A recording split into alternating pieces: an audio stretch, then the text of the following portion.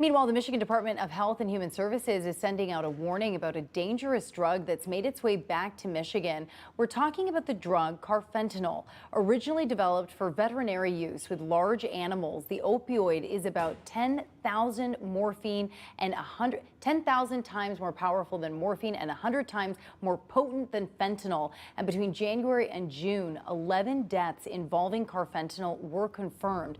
Now, none of the deaths were positive for the drug alone. 10 tested positive for cocaine, and fentanyl was found in 8 of those cases. And in previous years, Carfentanil contributed to numerous deaths across Michigan. Here are some of those numbers. In 2016, the drug contributed to 107 deaths and 111 deaths in 2017. Now, between 2018 and 2022, there were less than 5 Carfentanil-related deaths. And the rise of the drug has the MDHHS on high alert. And joining us this morning to talk about it is Michigan's Chief Medical Executive, Dr. Natasha Bagdasarian. Thank you so much for joining us. Thank you for having me on. So why don't we just start? We've heard a lot about fentanyl. We've heard a lot about opioids. What is Carfentanil? Carfentanil is another opioid. It's another synthetic opioid like fentanyl, but it's much, much more potent, which means that it can be more addictive, it can produce greater effects, and also the risk of overdose is much higher. Now, when we're talking, like I've seen images when they show fentanyl and how much it could take to be lethal. I mean, you almost can't see it with the naked eye. You actually, not only can you not see it with the naked eye, the amount is so small, but you don't know what is in any sort of pill or powder that you're buying from a non-healthcare setting. So there are drug dealers out there who are manufacturing pills that look exactly like things like Vicodin, things like oxycodone. So you can buy a pill thinking it's one thing, and there could be other really toxic compounds that are contaminating those substances. And there have been heartbreaking stories of like students buying what they thought was Adderall, and then suddenly absolutely. It's a fatal dose. The message for the public here is that if you're buying any kind of pill or powder, again, from a non-healthcare setting, you have no idea what is in that substance. You could think you're buying Adderall, Vicodin, oxycodone, and it could be something entirely different, something much stronger, something that your body is not used to, again, setting you up for risk for overdose. And you said the broader issue here is supply. The broader issue is that the supply is much more dangerous than it's ever been before. Carfentanil is one of those contaminants, but there are other contaminants as well, things like xylazine, medetomidine, other veterinary tranquilizers. And what we're seeing with the illicit drug supply is that these products are going through multiple hands. They're going through multiple hands before they get to people who are purchasing and then using them. And those multiple hands, those multiple steps, these drugs are being cut with different kinds of cutting agents, and they're being contaminated not just with one product, but with multiple products along the way. So people are buying things that are a whole mix of drugs, and they have no idea what is in those compounds or how much is in those compounds they're buying. Why do you think we're seeing a reemergence of this one? It's really hard to tell. So you mentioned in 2016 and 2017, there was a peak in those Carfentanil-associated deaths. And then Carfentanil seemed to disappear from the drug supply scene for many years. Now, why that happened, we don't really know. It could be an availability issue. It could be that drug dealers were seeing more overdose deaths, and so they backed away from that as a cutting agent. The reason for why it disappeared is less important. The main issue here is that it's back. And there are other contaminants. They're all being mixed together. And not only is the drug supply more dangerous than ever, you can't tell what is in drugs that you're purchasing.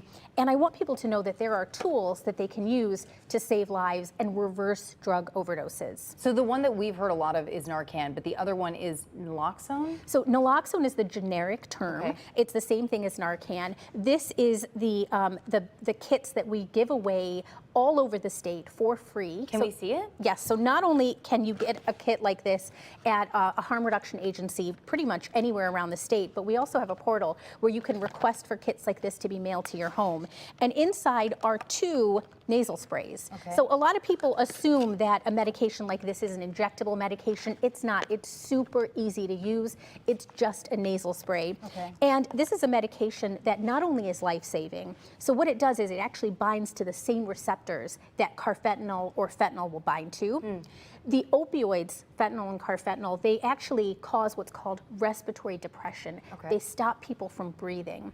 And these medications, Narcan or naloxone, they bind to the same receptors and they get people breathing again. So they can start people breathing again until folks can get medical help. So the key thing to do is, if you suspect someone is having an overdose, is to give them a dose of this naloxone. Okay, and it's easy to administer? Easy to administer, just a nasal spray. Just a nasal spray, So okay. 2 squirts into a nostril. You can repeat a dose every 2 to 3 minutes. Okay. And call 911 so that this medication reverses some of the effects until medical help can get on site. You know, if you had told me like 15 years ago that we would have an antidote like this that's available for people to purchase as a safety mechanism, I don't know if I would have believed you. Not only is this available to purchase, this is available over the counter. It's Right. available for free for anyone who wants it. And it's really important, I think, that we get it out into as many hands as Yeah. possible. So you may not be someone who is using illicit drugs or street drugs. You may not think anyone in your inner circle or in your family is using them, but you never know. No, absolutely. You could have an elderly family member who's on a prescription medication who takes a little bit too much. Yeah.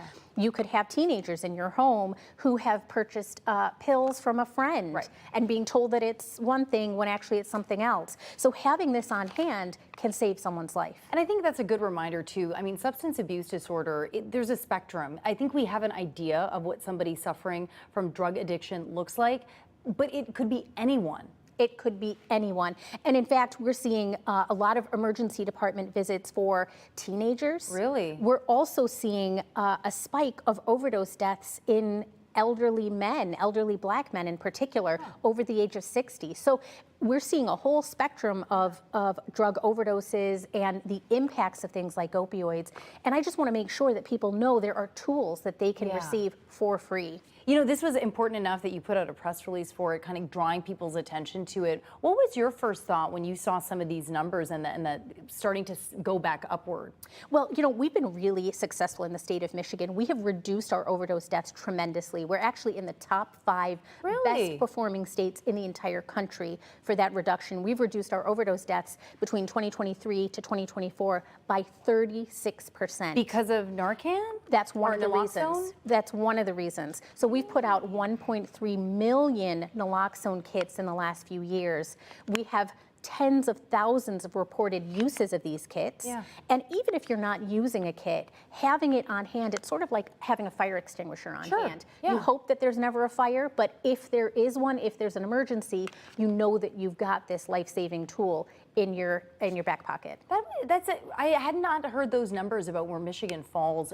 You know, when you look at that we're now in the top 5, how does that make you feel? We're really proud. We're very Right? pleased with the progress we've made, but there's a lot of work to do. Yeah. So at the peak of the opioid pandemic, we were losing about 3,000 Michigan lives every year to drug overdoses.